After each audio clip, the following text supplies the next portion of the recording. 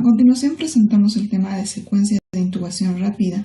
Este tema es bastante importante debido a que es bastante utilizado en el área de emergencias, por lo cual necesitamos conocer bastante acerca de este procedimiento. Como introducción mencionamos de que el manejo de la vía aérea se realiza como atención a nivel prehospitalario y a nivel hospitalario. Es fundamentalmente una competencia básica que el médico de urgencias debe conocer. Por lo mismo, el manejo especial se realiza en el área de urgencias, en áreas críticas, en quirófano, y muchas veces es necesario hacer este procedimiento incluso en salas de internación. Sin embargo, lo más frecuente es que se aplique la secuencia de intubación rápida en área de emergencias. Este es un procedimiento que está diseñado para disminuir el riesgo de broncoaspiración en el paciente. ¿Por qué? Porque a través de la colocación del tubo endotraqueal se asegura la vía aérea, es decir, protegemos la vía aérea de cualquier contenido gástrico, al mismo tiempo de poder obtener una vía para ventilar al paciente. Este procedimiento se realiza posterior a reconocer algún tipo de insuficiencia respiratoria en el paciente, es decir, se hace este manejo, el manejo avanzado de vía aérea, gracias a la administración de fármacos como ser hipnóticos, como ser analgésicos y relajantes musculares. Entonces, ¿cuándo está indicada una secuencia rápida de intubación? Cuando nos llega un paciente de emergencia y sabemos que tiene aumentado el contenido gástrico. Nos llega con su familiar y nos dice de que hace una hora apenas ha almorzado y que al final, con todos los datos que nos den el contenido gástrico, resulta que está aumentado. O bien, cuando llegue un paciente de emergencias del que no nos pueden dar ningún tipo de datos, el paciente está inconsciente, con dificultad respiratoria. Prácticamente cualquier paciente en situación de emergencia que no tenga datos respecto a la última ingesta de alimentos llega a considerarse como paciente con estómago lleno. Entonces, también tenemos que realizar este tipo de secuencia en este tipo de pacientes. Pacientes en los cuales haya necesidad de hacer un manejo ya avanzado de la vía aérea por algún grado de insuficiencia respiratoria, o bien pacientes que hayan tenido un traumatismo craneoencefálico y principalmente los que lleguen a presentar un Glasgow menor de 8, en los cuales sí es necesario realizar este tipo de intubación a través de una secuencia rápida. Pueden llegar también a emergencia pacientes obesos, los cuales tengan por ejemplo, hayan tenido algún traumatismo craneoencefálico, que no den datos de alguna ingesta reciente, alguna ingesta alimentaria reciente. Sin embargo, por la característica del paciente, por ser obeso y tener un patrón restrictivo, entonces se puede considerar como paciente con estómago lleno. Otro tipo de pacientes también son las mujeres embarazadas, entonces que se consideran como pacientes con estómago lleno. Por lo mismo, en este tipo de pacientes es recomendable, está indicado hacer la secuencia rápida de intubación. Entonces, a emergencia nos llega un paciente de 35 años. Este paciente ingresa con un cuadro de crisis asmática severa, acompañado de un familiar, y nos indica el familiar de que empezó a presentar sudoración, la dificultad respiratoria. Como manejo inicial, realizamos una inspección, detectamos un tórax silente, sudoración profusa, además de agotamiento, y al final, pues al hacer la valoración con la escala de Glasgow, vemos el deterioro del sensorio con un Glasgow de 7/15. Recordamos cuál es la escala de Glasgow para poder valorar la respuesta motora, la respuesta verbal y la respuesta ocular. Entonces al final resulta que nos da un Glasgow de 7. ¿Qué es lo que realizamos entonces? ¿Será conveniente realizar intubación? Y si realizamos intubación, tendremos que utilizar la secuencia de intubación rápida. Está ahí la duda. Por lo mismo, necesitamos hacer este procedimiento debido a que son pacientes con un marcado cuadro de insuficiencia respiratoria. Entonces necesitamos hacer el procedimiento y para esto cumplimos con toda esta secuencia de pasos para poderlo realizar de forma óptima, adecuada y protegiendo la vida de nuestro paciente. Hay mucha bibliografía donde nos menciona este famoso mnemotécnico donde menciona SOFAME, que incluye la preparación de la succión, la preparación del oxígeno, de nuestra fuente de oxígeno, de los fármacos que vayamos a utilizar, de todo nuestro material para poder hacer el manejo de la vía aérea, del monitoreo con el que debemos contar y del equipo necesario para poder hacer todo este manejo. En otros hay la famosa descripción de las 7 u 8 P's, donde se realiza estos pasos uno tras otro, en los cuales se describe el tiempo necesario para poderlo realizar. Al ser un manejo de emergencia, pues se necesita prácticamente invertir el tiempo mínimo para poderlo realizar. Entonces, aquí en el primer paso, por ejemplo, que es la planificación y la preparación, se necesita apenas invertir un mínimo de 10 segundos, de 10 minutos. En la preoxigenación también un mínimo de 10 minutos. Entonces, cada paso incluye un tiempo determinado. Por lo mismo, al final, todo este procedimiento se realiza en el menor tiempo posible, protegiendo la posible broncoaspiración que se pueda producir en nuestro paciente. Entonces, necesitamos hacer un manejo avanzado de la vía aérea, protegiendo de cualquier regurgitación, si es que hubiera un contenido en el estómago. Entonces, vamos a comenzar con el primer punto para podernos alistar y hacer la secuencia rápida de intubación. Necesitamos prepararnos, hacer una planificación rápida, oportuna y contar con todo esto. La secuencia rápida de intubación pues necesita como primer paso hacer una preparación adecuada por personal que esté capacitado.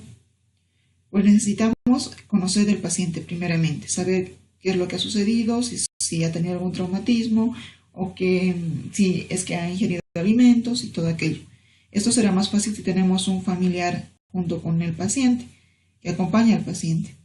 A la par, mientras hacemos toda la anamnesis necesaria, pues vamos a realizar la exploración física. Es decir, vamos a empezar a revisar al paciente para conocer más de él. Pero todo esto tiene que ser en minutos. A la par, mientras hacemos todo esto, ya otro personal que esté dentro del equipo de atención en emergencias, pues estará realizando ya la monitorización, es decir, empezando a controlar los signos vitales del paciente. Y a la par, ya el personal, sea de enfermería, el personal médico y el personal que esté ayudando en el área de emergencia, pues tendrá que alistar todo este material. Es decir, todos los dispositivos con los cuales vamos a abordar la vía aérea y también los fármacos con los cuales vamos a medicar al paciente para poder realizar de forma exitosa la intubación. Entonces aquí, por ejemplo, tenemos el laringoscopio, que lo vamos a preparar, y tenemos otros dispositivos que también son destinados para el manejo de la vía aérea. Esta es una cánula de Guedel la cual podemos utilizar para poder hacer una ventilación óptima. Y estos son los fármacos con los cuales vamos a tanto dar hipnosis como analgesia y relajación muscular a los a los pacientes que nos lleguen en este estado. Estos fármacos nos ayudan para poder proteger al paciente, hacer una protección neurovegetativa, protegerlo de cualquier grado de regurgitación gástrica, evitar de que el paciente sea sometido a este procedimiento si es que estando despierto. Entonces todo esto nos va a ayudar para poder, y un manejo adecuado de estos fármacos y todo este material nos va a ayudar para hacer y comenzar con nuestra secuencia rápida de intubación de forma adecuada. El siguiente paso es el de realizar una preoxigenación. Entonces, en este de preparación, pues apenas si trabajamos en equipo, pues ya se puede invertir a lo mucho entre 2 minutos. En el siguiente paso, que es la preoxigenación, pues ya invertimos un poco más de tiempo, unos 3 minutos. Si fuera un poco más urgente o en sí una emergencia como tal, pues la preoxigenación no se tarda estos 3 minutos, se tarda solamente 1 minuto, o se pide al paciente que, si es que él colabora, de que haga 8 respiraciones profundas en 1 minuto para poder realizar una adecuada preoxigenación, ahorrándonos esos 3 minutos. Sin embargo, si el paciente no colabora, pues necesitamos hacer esta preoxigenación durante estos 3 minutos. ¿Cómo la realizamos? La realizamos administrando oxígeno al 100%, es decir, oxígeno directo de la fuente de la fuente principal o de un tanque de oxígeno. Si es que el paciente está consciente, pues aplicamos una mascarilla sin necesidad de nosotros sujetar la mascarilla. Solamente le colocamos la mascarilla con su reservorio y ya le estamos oxigenando al paciente. Pero si es que el paciente estuviera inconsciente, pues tenemos que utilizar muchas veces una cánula orofaringea, que es la que mostrábamos acá. Esta cánula es necesaria para poder permitir la mejor oxigenación del paciente, que se coloca dentro de la vía aérea, y a la par de la cánula pues necesitaremos aplicar la mascarilla, nosotros manejarla y utilizar también la bolsa autoinflable. Entonces ya nosotros tomamos el comando, vamos a la cabecera del paciente y vamos a aplicar esta mascarilla facial directamente hacia el rostro del paciente. Ya esta mascarilla estará conectada a la bolsa autoinflable, a través de la cual vamos a poder administrar. Esta ya está conectada a una fuente de oxígeno. Entonces, a través de los movimientos que realicemos, vamos a poder administrar oxígeno a nuestro paciente. Entonces, ¿cómo realizamos una buena preoxigenación? Depende si nuestro paciente está consciente o inconsciente. En la mayor parte de los casos, cuando está inconsciente, pues realizamos esta maniobra. Con la mano derecha sujetamos con cualquiera de las manos, si es que sea la más dominante, pues realizamos la fijación de la mascarilla hacia el rostro del paciente y ya con la otra empezamos a administrar oxígeno al comprimir la bolsa autoinflable. El siguiente paso, después de la preoxigenación, es la premedicación. Mientras estamos realizando todo esto, pues alguien ya está administrando los medicamentos que necesitamos para poder alistarnos para la intubación. Entonces, muchos recomiendan hacer una premedicación con atropina. ¿Esto por qué? Porque la atropina nos ayuda a disminuir las secreciones o la cialorrea que presenta el paciente, y la dosis indicada es de 0.02 miligramos por kilogramo de peso. Esa puede utilizarse dosis máximas de 0.1 miligramos hasta una dosis de 1 miligramo. Muchos otros también recomiendan la utilización de otros fármacos que nos ayuden a disminuir a aumentar el vaciamiento gástrico, es decir, a mejorar para que disminuyamos el riesgo de broncoaspiración. Sin embargo, estos fármacos deben ser controlados por una persona que conozca de ellos para hacer una dosificación correcta, y también la administración. La administración muchas veces debe ser de algunos fármacos un poco más lenta que otros, para evitar los efectos adversos como hipotensión brusca, por ejemplo. Entonces, Ya después de hacer una premedicación con este fármaco o con algún otro si es que fuera necesario, pues hacemos la medicación como tal, donde necesitamos obtener un grado de hipnosis, de relajación y de analgesia en el paciente. Entonces, lo que vamos a utilizar es algún opioide. En este caso, por ejemplo, describimos el fentanilo, que es un opioide, es decir, un analgésico central, que actúa a nivel central. La dosis puede manejarse dentro de 1 a 5 microgramos por kilogramo de peso. Es muy variable porque pueden llegar pacientes obesos en los cuales se utiliza una dosis tope. No hay que basarse mucho en la administración de este fármaco según el kilogramo de peso real, sino al kilogramo de peso ideal. Entonces, al administrar el fentanilo, ya vamos a conseguir un estado de analgesia, de bastante analgesia en el paciente, es decir, que ya el paciente no va a sentir dolor, además de que produce un grado de sedación.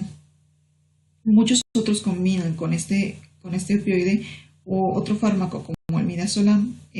Nos provoca ansiolisis, es decir, que vamos a sedar prácticamente al paciente para que no esté tan desesperado por la falta de aire o también podamos controlar mejor sus signos vitales o la alteración de su hemodinamia por el grado o manifiesto de insuficiencia respiratoria, por ejemplo. Cualquier alteración que se presente puede ser atenuada a través de la administración de fármacos ansiolíticos. Y ya posteriormente tenemos que administrar un hipnótico, es decir, un fármaco que nos ayude a dormir al paciente, que esté completamente dormido para poder realizar, porque este procedimiento de intubación de secuencia rápida llega a ser puede ser cruento. Por lo mismo necesitamos que el paciente no sienta, esté analgesiado y también esté dormido. Y posterior a este hipnótico, generalmente se utiliza midazolam, que también es un hipnótico, o bien el propofol, que también es un hipnótico que actúa a nivel central, administrando 1 a 2 miligramos por kilogramo de peso. Entonces, tomando en cuenta esos dos fármacos, tanto para la analgesia y luego para la hipnosis, nos vamos a este otro fármaco que es el relajante muscular o el bloqueador neuromuscular. En este caso, que solo estamos administrando la premedicación, en sí solo son fármacos que nos ayuden a tranquilizar al paciente o a sedarlo o a disminuir secreciones como la atropina. Ponemos una dosis pequeña de analgesia y ponemos una dosis que es el 10% del relajante neuromuscular. Entonces, estas dosis, principalmente esta del relajante, solo va a ser para impregnación, es decir, para preparar el organismo del paciente a este fármaco que nos va a ayudar para poder realizar la intubación. Ya cuando hemos sedado al paciente, cuando él está tranquilo y prácticamente nosotros estamos manejando la oxigenación, le estamos administrando oxígeno a través de la mascarilla facial y la bolsa autoinflable, pues necesitamos administrar los próximos fármacos, que es la analgesia que les mencionaba, a través del opioide, aumentar dosis muchas veces, y luego administrar los otros fármacos que lleguen a ser los hipnóticos. Por ejemplo, el midazolam se puede ocupar con una dosis de 0.15 miligramos por kilogramo de peso. Tiopental también puede ser usado, que es otro hipnótico. O sea, es cualquiera de estos. No son todos. No se tiene que escoger uno de estos fármacos para administrarlos con estas dosis. Entonces, se puede manejar en estas dosis para poder dormir al paciente, cuidando la presión arterial, los signos vitales también. Esos fármacos que los vemos acá, pues llegan a producir estas alteraciones. Pueden provocar una hipotensión severa, pueden provocar, si los administramos de forma excesivamente rápida, hasta un estatus asmático. Entonces, es necesario controlar a estos pacientes y también el tipo de administración de los fármacos. Entre uno y otro fármaco, bueno, todos se administran uno tras otro. Sin embargo, todos los fármacos tienen que ser administrados en un máximo de 2 minutos. Si es que el paciente está normotenso, pues podemos administrar estos hipnóticos. Tiopental, etomidato o midazolam. Si es que el paciente presenta algún grado de hipotensión, y más aún si es hipotensión severa, pues tendremos que utilizar estos otros, ketamina, etomidato, ya que estos no nos van a bajar la presión arterial no nos van a bajar prácticamente la presión arterial. Si es que el paciente presenta algún grado de dificultad respiratoria, alguna crisis asmática o un estado convulsivo, pues administramos estos otros hipnóticos, tiopental, midazolam o propofol. Entonces, todo depende de cómo nos llegue el paciente para saber cuál hipnótico vamos a administrar. Y posterior a este fármaco, pues nos vamos a producir parálisis neuromuscular. Entonces, estos dos procedimientos vamos a realizarlos a la par, de forma simultánea, tanto la hipnosis como la parálisis, debido a que si administramos solamente el relajante muscular, pues vamos a tener un paciente despierto, pero que esté relajado completamente, que no pueda respirar. Y el grado de desesperación, de ansiedad del paciente va a aumentar. Por lo mismo va a repercutir en la hemodinamia o en los signos vitales, taquicardizando al paciente. Entonces, es necesario que el paciente esté bien analgesiado con estos fármacos, bien dormido con cualquiera de estos otros y posteriormente relajado con el uso de un bloqueante neuromuscular. Se pueden utilizar cualquiera de estos.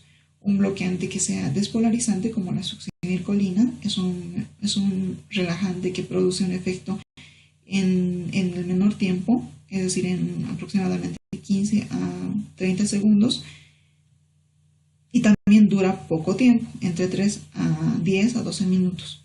Y la dosis es esta de 1 a 2 miligramos por kilogramo de peso. Se recomienda utilizar este fármaco debido a que su inicio de acción es bastante rápido. Sin embargo, si no contáramos con este fármaco, pues necesitamos utilizar cualquiera de estos otros dos, que también son relajantes o bloqueantes neuromusculares, pero son no despolarizantes. Entonces, podemos utilizar rocuronio con una dosis de 0.6 a 1.2 miligramos por kilogramo de peso. El inicio de acción no va a ser tan rápido como la succinilcolina, pero tiene un inicio de acción a los 30 segundos, entre 30 a 90 segundos. Entonces es relativamente rápido en comparación a otros relajantes musculares, pero nos dura mucho más tiempo, entre 25 a 60 minutos.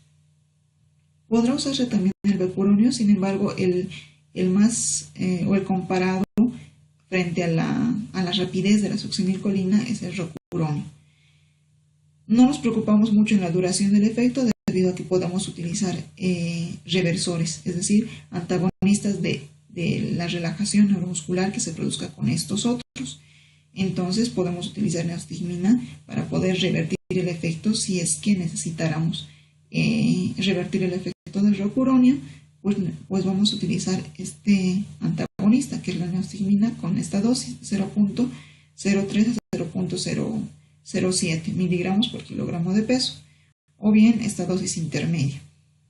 Entonces, con estos relajantes, ¿qué es lo que vamos a obtener? Permitir de que la apertura de las cuerdas vocales y la fácil introducción del tubo a través de ellas.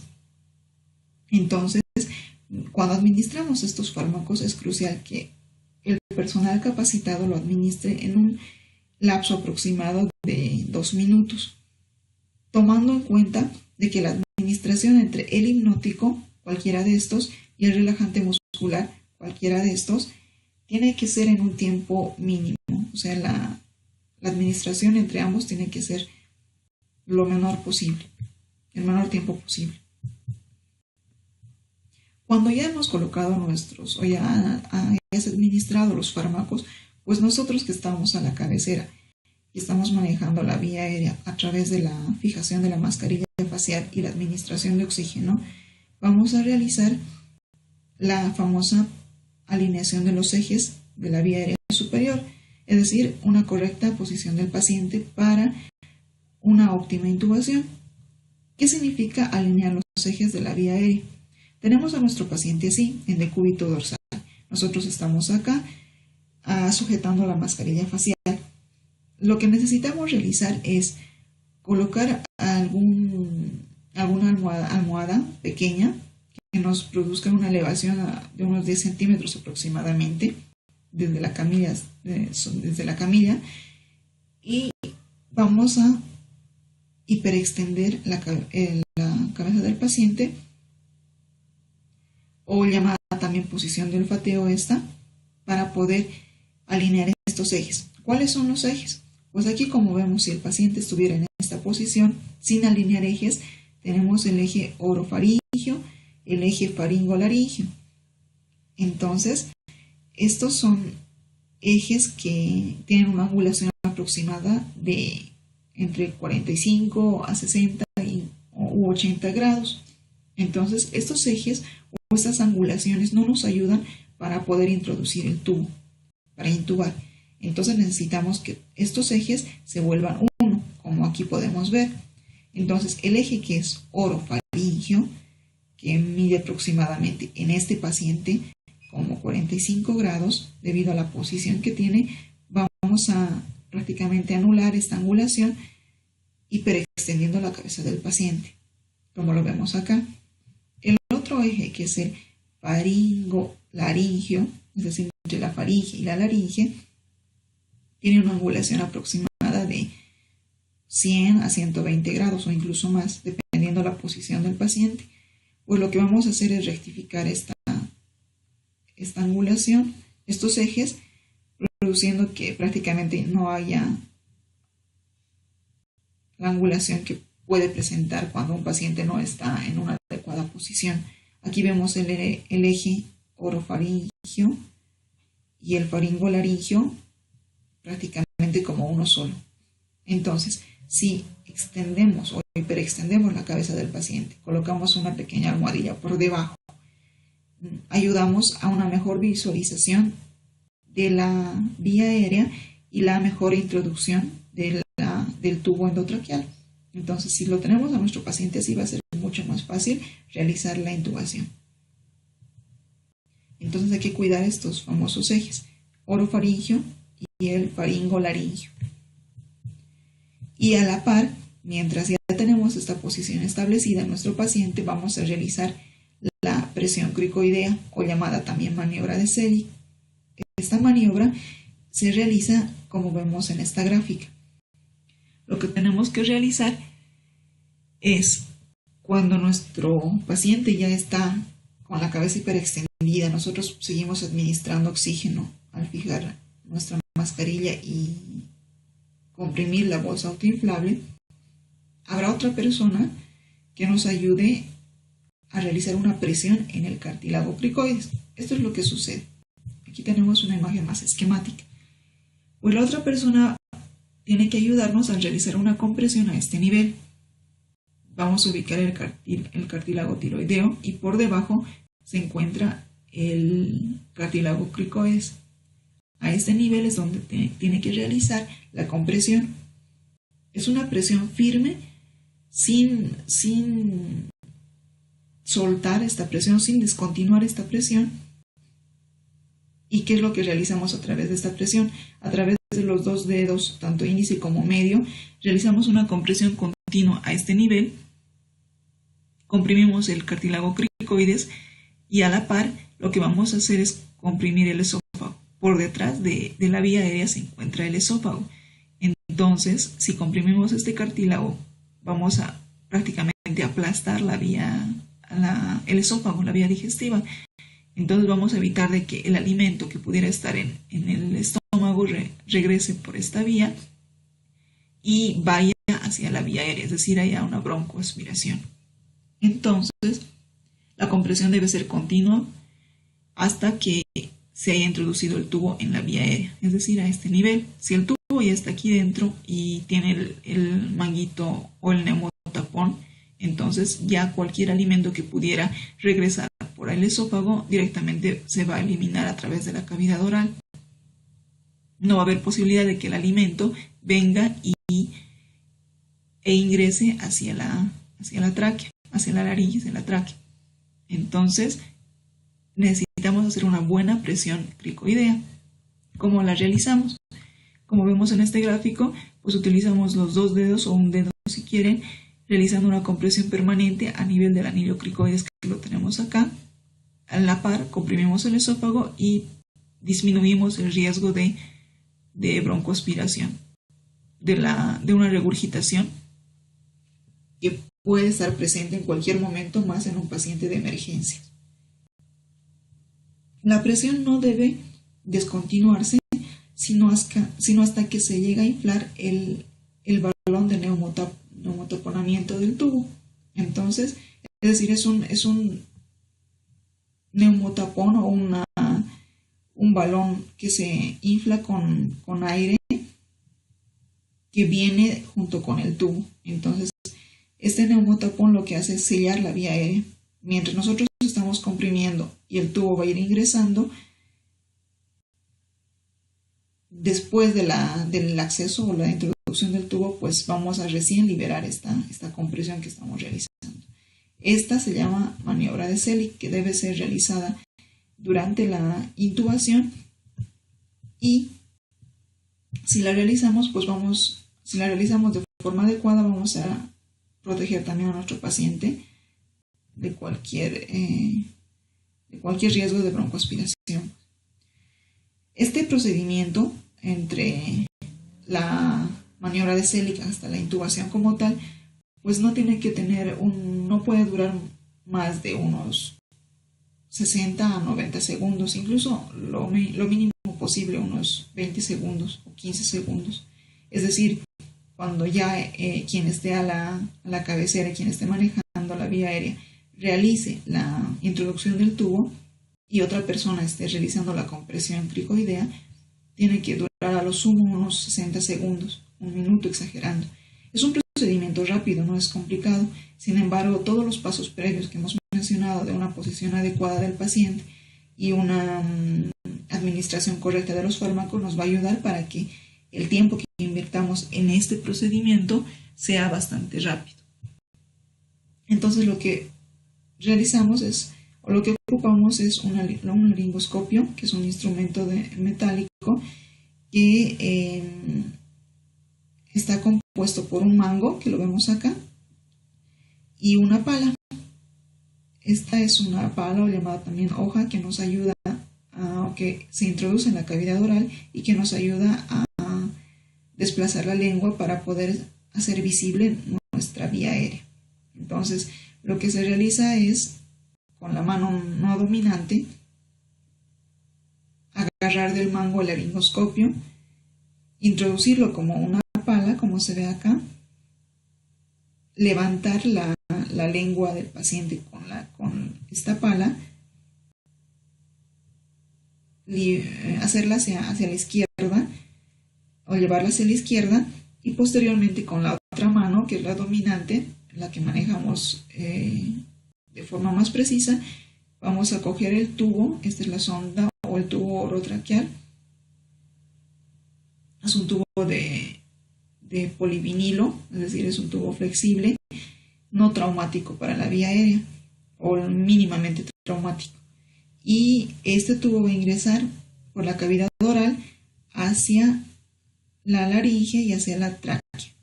Entonces, si hacemos una buena laringoscopía, pues el tubo va a ingresar de forma directa. ¿Y qué es lo que nosotros vamos a ver? Tiene que ser una visualización de la vía aérea de forma directa.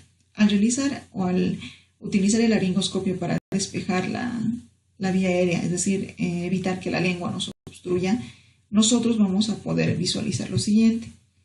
Vamos a ver tanto la epiglotis, que es uno de los cartílagos impares de la laringe, y más de fondo las cuerdas vocales. como las tenemos acá. Aquí las cuerdas vocales están cerradas. Sin embargo, ya cuando hemos administrado estos relajantes musculares, pues las cuerdas vocales se van a abrir. Y si vemos estas estructuras que son los cartílagos de la laringe, la epiglotis, los cartílagos aritenoides y de fondo la glotis con las cuerdas vocales abiertas, entonces por aquí es donde tiene que introducirse el tubo para poder llegar hasta la tráquea y hacer un manejo ventilatorio, es decir, ventilar al paciente. Entonces, cuando nosotros realizamos una correcta laringoscopía, vamos a visualizar esto, las cuerdas vocales y las estructuras de la laringe. Y este tubo va a ingresar a través de ellas. Ese es el procedimiento de intubación, conseguir la introducción del tubo a través de esas estructuras.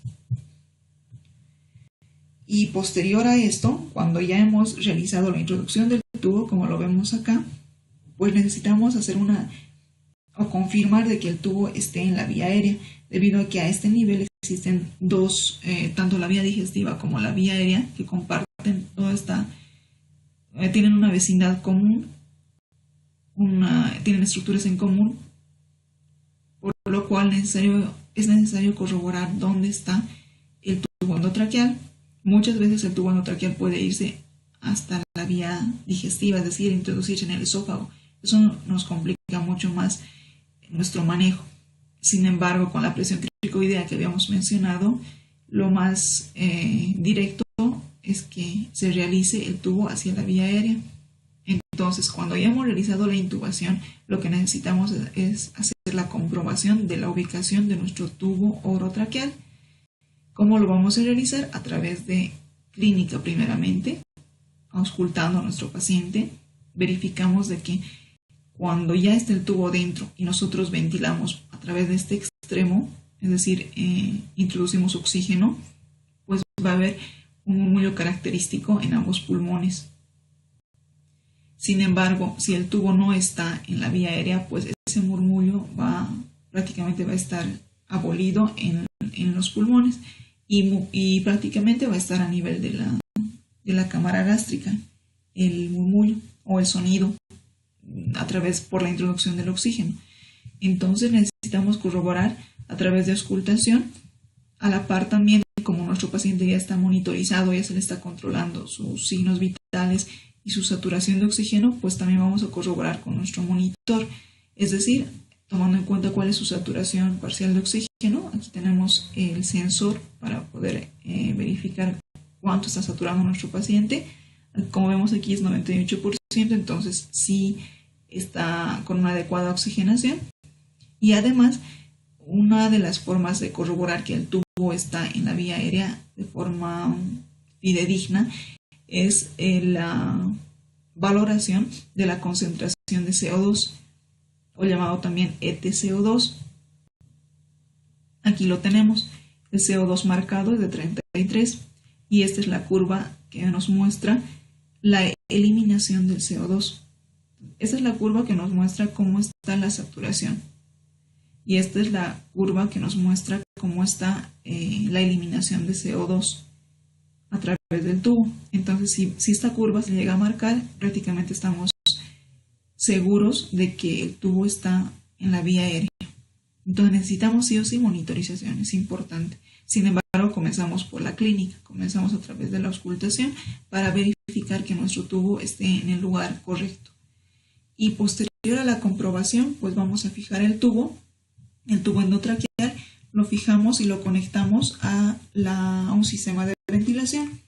Cuando ya el tubo esté en el sitio correcto, la conexión se hace puede ser a un sistema de ventilación manual, a una bolsa autoinflable, o bien hacemos la conexión, como vemos aquí, hacia un sistema de ventilación mayor, alguna máquina de ventilación, dependiendo de la disponibilidad que tengamos.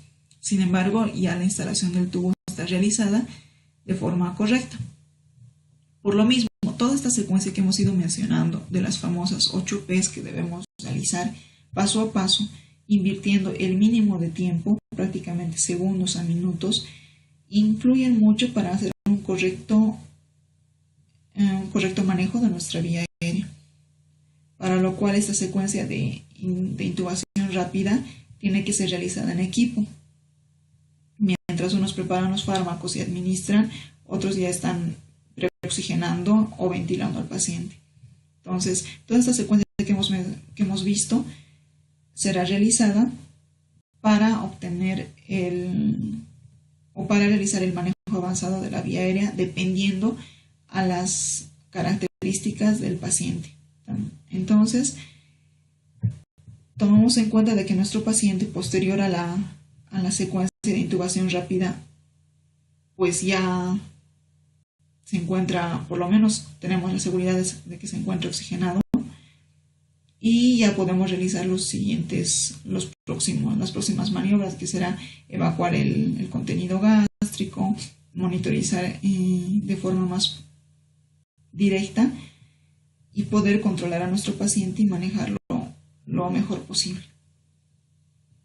Cualquier pregunta respecto a este tema, pues estamos dispuestos a responder cualquier duda en la página. Muchas gracias por su atención.